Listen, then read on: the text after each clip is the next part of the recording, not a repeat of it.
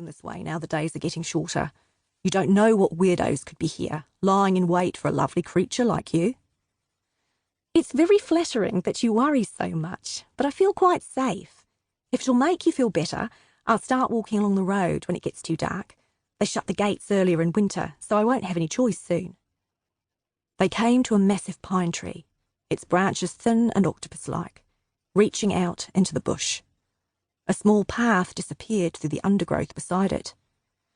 Come down here where we won't be disturbed. I really need to talk to you. He grabbed her by the hand and led her down the trail. She had to skip to keep up with him.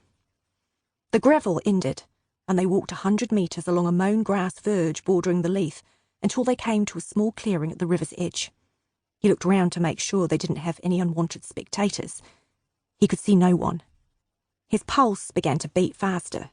His face felt hot. He took her hands in his, wishing they weren't both wearing gloves to ward off the chill, wishing he could feel her soft skin.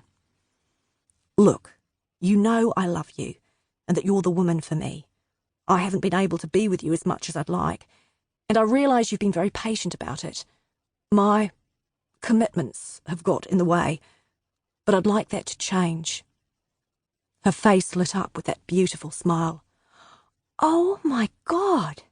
You're going to leave her, aren't you? You're finally going to leave her. She looked into his eyes, searching his face for a response. He simply nodded, and with that, she threw her arms around his neck, and he used the momentum to swing her off her feet. Landing on solid earth again, she planted a kiss on his mouth. Her lips felt cold, but incredibly soft. He didn't want to pull away, but he did, and laughed. Wait, there's more. He stepped back, creating a space between them. I want to give you something, a sign of my commitment, I suppose. A promise that you're the woman I want to spend the rest of my life with. Close your eyes and hold out your hands. The sight of her, gorgeous, flushed with excitement, jiggling up and down, brought a lump to his throat and filled him with a moment of apprehension about what he was going to do. But no, he had come this far, had planned and worked so hard for this. He took a deep breath and reached into his pocket. It only took a second to slip the already looped cable tie around her outstretched wrists, and then to pull it tight. In the time it took for her eyes to flash open and her to start saying, What? What are you doing? I don't...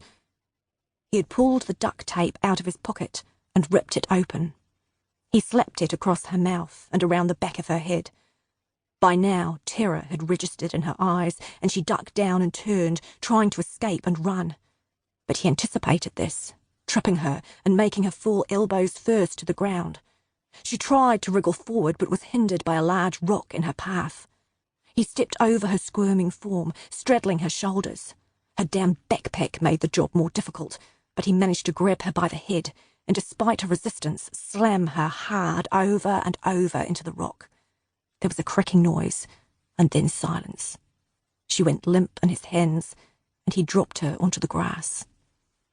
Hands on knees and panting heavily, he had to hold his breath so he could listen and look around to ensure there had been no witness to his work.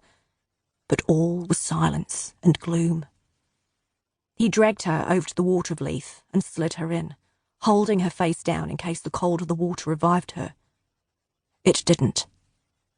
He waited a few minutes to make sure, but there was no more movement from his beautiful Rosie.